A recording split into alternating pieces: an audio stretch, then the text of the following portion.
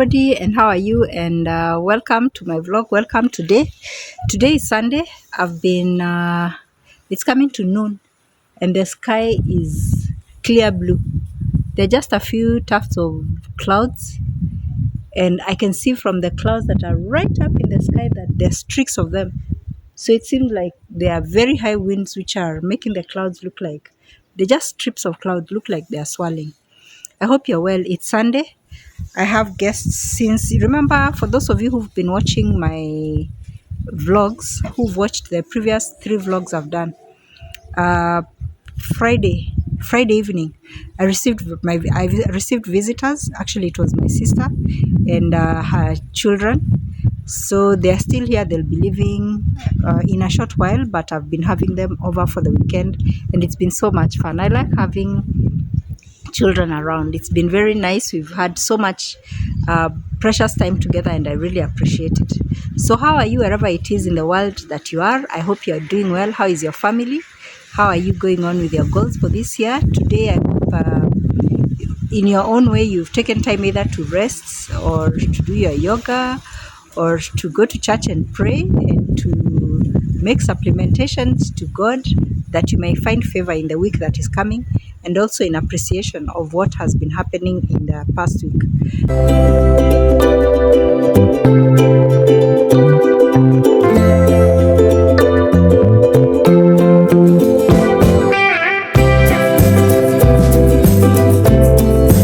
For us, we've just prayed together. Not been able to go to church. There was so much we needed to do together. Joyce arrived home well after. This is update on Joyce Ambonya, the lady that my friend who came over on Friday, and I saw her situation was not good. She suffered a stroke last year, and she has 3 children. She lost another child about 4 years back. My goodness, time passes so much. Did we just bury that baby yesterday? Rest her soul, please. But since she had her, it's very windy, so I need the sound to be clear.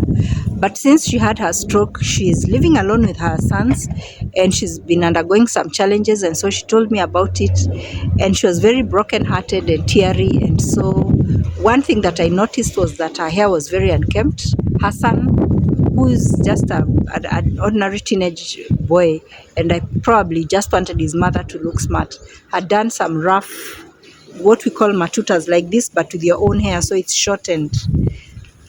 Well, he tried his best to make her look good, I guess. And so I thought, when you've been sick for so long, when you have been disabled by a stroke, when you've had to put down your shame because your children, your sons, have to wash you, have to wipe you, have to do things that you'd need to be living with another woman close by or another grown man to do for you. But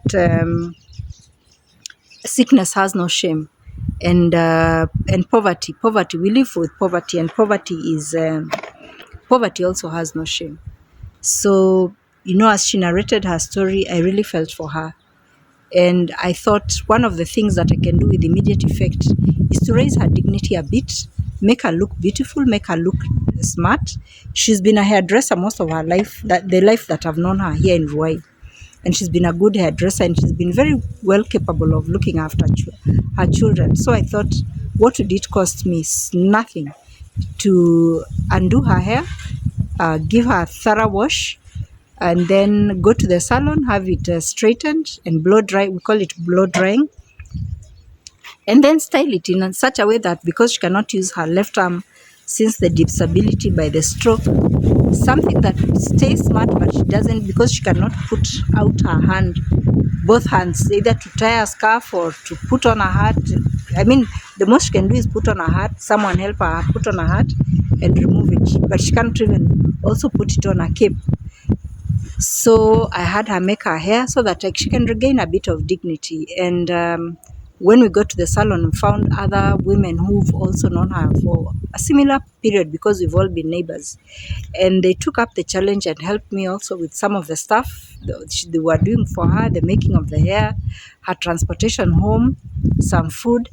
And so we've taken up and decided that we, as her old friends, we'll try and do what we can for her. But I also reached out to you as well wishers, whoever is able, to help her in whichever way possible.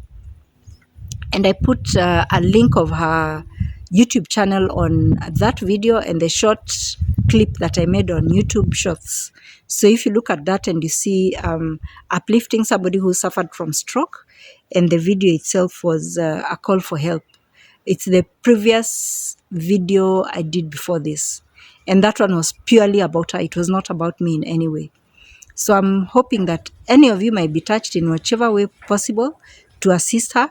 And I particularly called for people to help her directly because the capacity I have for my organization right now to take on that responsibility of helping her, the help that she needs is very much to be helped as an individual. And what I do is that I help people in groups. And so I just felt that in this case, because her case is so urgent, it is better if you directly reach out to her and assist her directly. Any assistance that is channeled through me is likely to be shared with other people. And if it is directly to her, of course, I have to make accountability for that. But I prefer any assistance that is coming to me to come through my organization, where funds are coming to my organization, and we are making decisions as to who to help, because we help people in groups. We rarely help just one individual. We prefer to take a group of people with similar problems and then do it. If it's food, do feeding for 5 families. If it is educating children, do a group of 10 children at a go. If it is buying uniforms, to do for. So I wouldn't like to have that channeled through me in any way, unless it is support to the organization, and then I can do group assistance, so that my accountability is done for groups of families, and that way I think I'm reaching more people. And I think I'm not placed well to receive for money or any sort of help to be channeled through me just for assistance to one person. But I'll much appreciate if I hear from her that there are people who've reached out to her directly as a result of watching her YouTube channel. I told her to talk in the plainest possible manner, explain to people what has happened. And I'd like to caution you all that when you watch the video, you might wonder at the pace at which she's talking. Please remember that when she suffered from the stroke, it paralyzed her left side. And so she was unable to talk for a very long time, to chew. And she told me that part of the therapy that she was advised by her doctor, by her physiotherapist, was to chew sugarcane, raw sugarcane.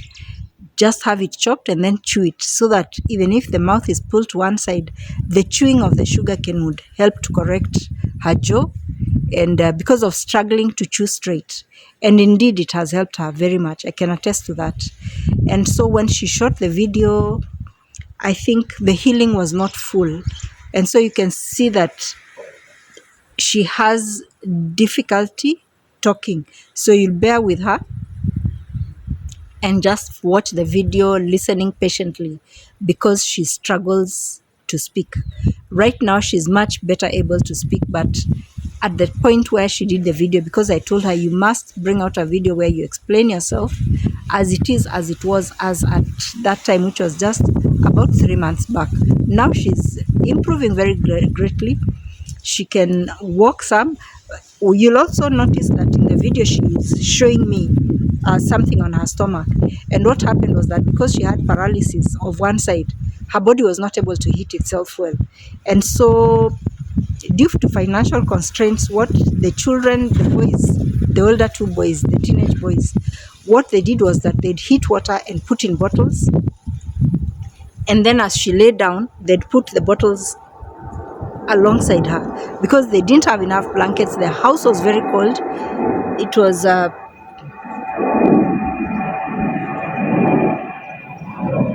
there's an aeroplane passing.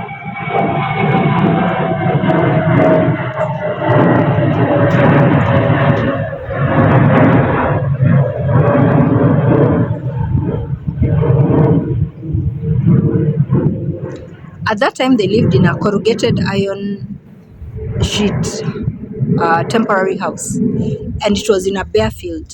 It had no fence whatsoever. So what happens in these houses made of corrugated iron is that they get very cold when it's cold and very hot when it's hot. And so in the evenings they're extremely hot. And then if the house is built in a compound that has no windshield, a fence of any type near the house, the wind comes directly and seeps in through every crevice in the house. And so it was so cold, and she'd be feeling cold, and having suffered a stroke and still disabled and in bed, her body was unable to warm itself, and they were also not eating well. I'm very sure they were not eating very well anyway, because it was the two teenage boys taking care of her, and they also had to go to school. And it's very unfortunate. I came to learn about it very late, but she had welfare officers visiting her. There were people from the church visiting her, but unless there's a coordination, there's a very well coordinated group of assistants, you'll find that very many times such a person will not have an adult sleeping in the house when it should be dusked. And I'll not get into details of why there were no adults coming over to help either relatives or nearby friends, but be as it may, that was the situation. And so in one instance, she told me on that day it was very cold, and the children put the heated bottles beside her on the bed to warm her, and they had not closed it very well, and it poured and burnt her. And she didn't know it had burnt her because she had no feeling on the left side of the body. And so later on, when she got up, I think, to do something, and they got her up, she checked and she felt I think it poured on her and would dried while because she would lie for long until they came to lift her up to be able to move her. And so she told me that when she went, and one of the sons lifted her, and she went and sat down, and then she told him she felt a little tingling, like something was itching her. And so when he helped her to pull up the blouse, they saw that it was wet. The water had actually burnt her and created a blister. And so when the boy was pulling up the blouse, it burst the blister. Yeah, because she has an untidy big scar. And this shows you the level of neglect that she had, because being looked after by children is not the typical kind of care that you'd expect for somebody who has been disabled by a stroke. But she has survived it, and she's alive and well, and that's what I told her. Focus on the positive. That passed. That is in the past, but you survived it, and it healed, and here you are. And now going forward is what you should think of. What do you need to correct that was wrong? Where do you need to retouch that you had left unattended in your life, in the bringing up of your children, in savings, in looking after yourself? Because now with the ongoing disability, until you're better, you have to refocus. You cannot do the work that you were doing before. She cannot plait hair, but she's able to bake. She's able to do things that she instructs people to do. Mix this amount of flour, mix this amount of baking powder, do this, line that pot with this. She's a very good cook also, having lived in Mombasa many years. And Mombasa is renowned that people who live there, who are married into areas of Mombasa, are very good cooks. That's a fact. And I told her, you are still able to instruct. Even if you're not able to physically do some things, you can instruct. She's been trained in the making of yogurt. I told her, yes, I want, going forward, that's something that my organization can do. We can call her in as a trainer when we have sessions of women that we want to empower, and we can empower women by teaching them things like that, and she can be the trainer for this kind of things. And so I'm hoping that everything is going to go well for her. I trust, and I know, and I believe. Her church is also very supportive of her. She told me she goes to PCEA, Ruai here, and she told me that they've been very supportive of her.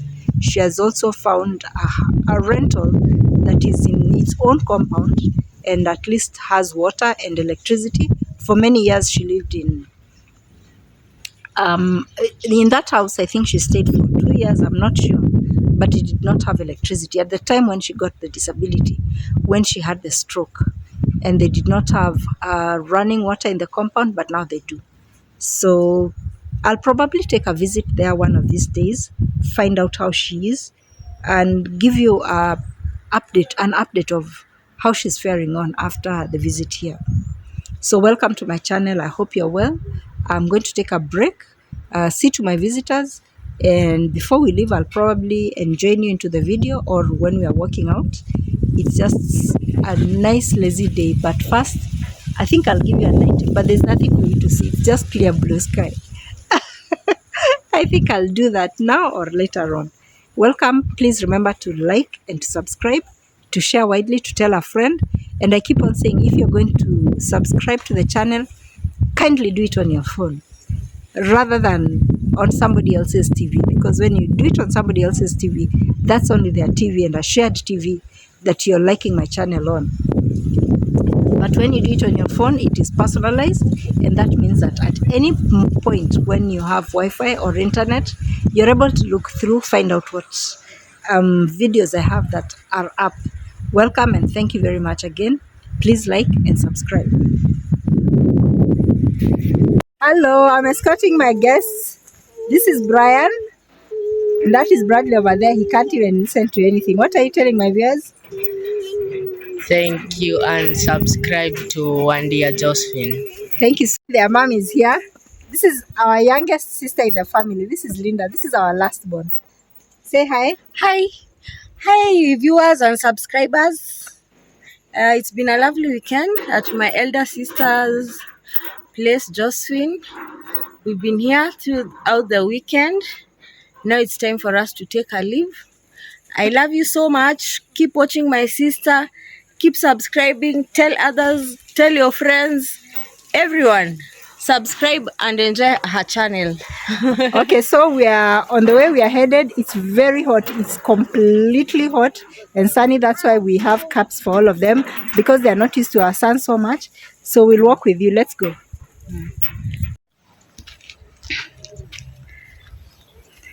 Walking slowly because of the baby.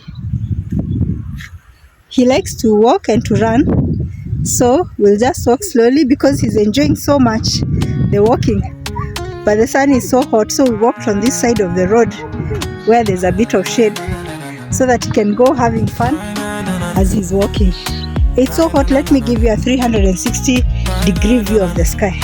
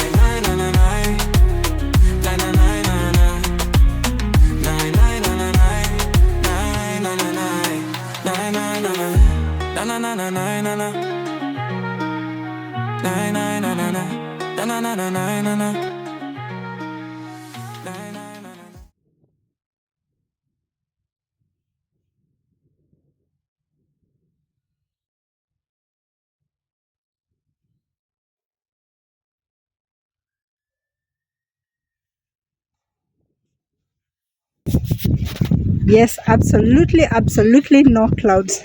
That's how hot it is. And I think today it must be over 27 degrees. I'm going to check later, but I'll see you when we get much ahead.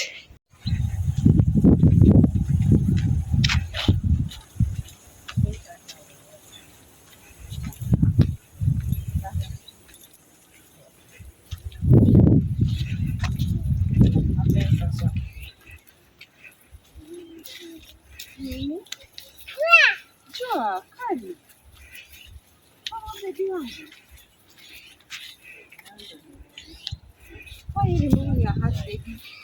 It's too hot.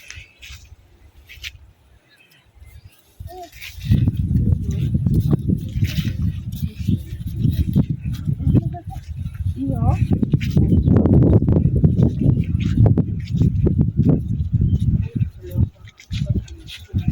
This side, Baba. Ilishika tu hivi mdomo yangu vizuri ini. Hii gari inaonja tu uoza. Hadi sijauma mama ile ile.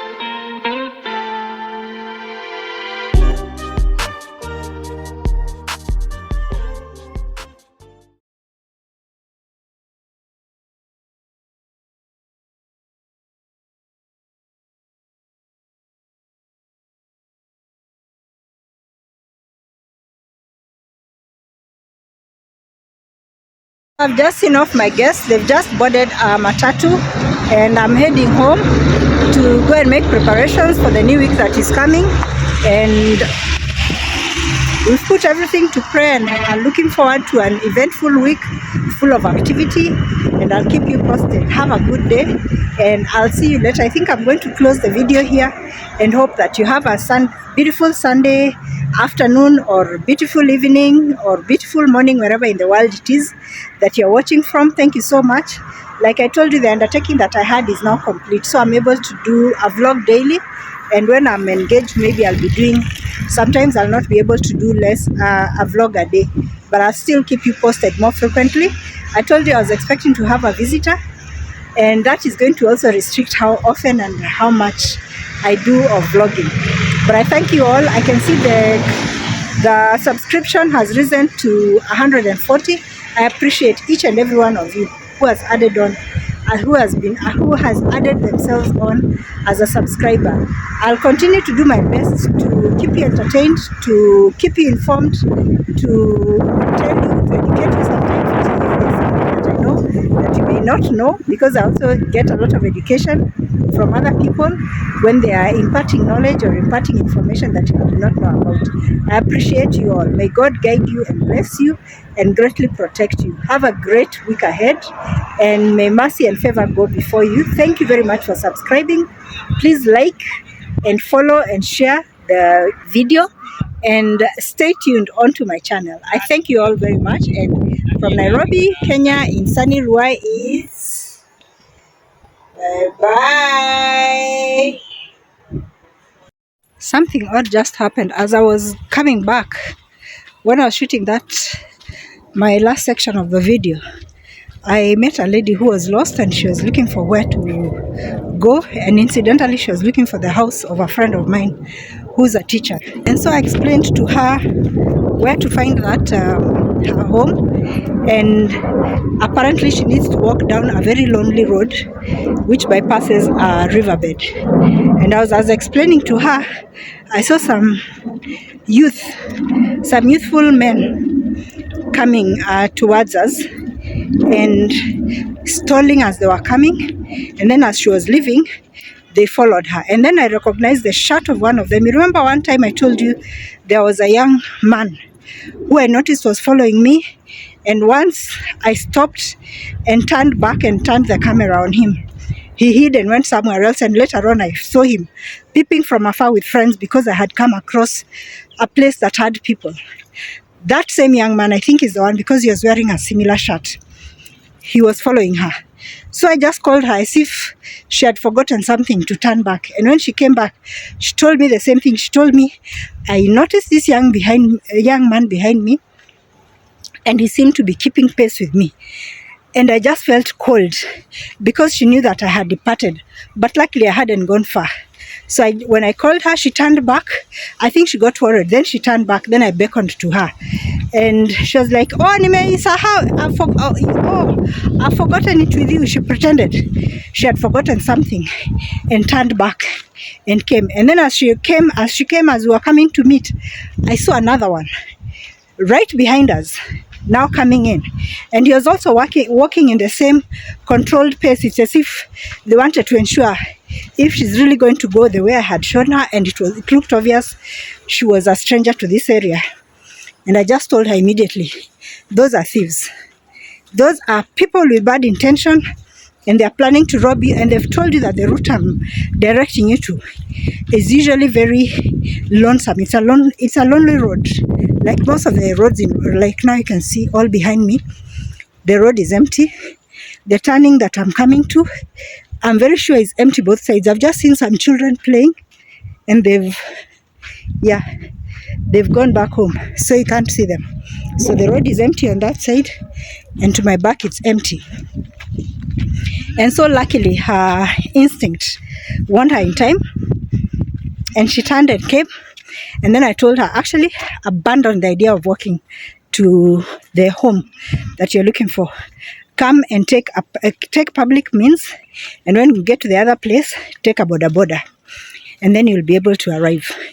And I hope she arrives well, because at least now the route I've redirected her to where she alights with the public transport is a very crowded road. It's full of people and much safer. There's a growing insecurity from youth, jobless youth, who are so hungry for money and are willing to take risks that endanger their lives and the lives of others so that they may grab your phone, grab your wallet, quick free money. These are young people, young men, and even women who are not willing to work hard for a living. And it's very, very unfortunate. It's very unfortunate. So wherever you're working, wherever you go to places like our way here, which oftentimes has very deserted roads, be very careful and be very keen to notice what's around you. If you're a stranger here and the road looks very lonely and you're visiting somebody and you're not sure, preferably ask them if you can take a public means, a boda, the bike, to the place, or if you are just walking, keep your valuables very tightly kept away, neatly tucked away, either in your trousers, in your handbag, or if you have something bigger, keep your handbag in a bag that is heavier and carry it. Just don't publicly carry your valuables, because it's very risky out here, not just here in Roy, but in the whole of Nairobi and generally the world. May you remain safe, may you remain protected.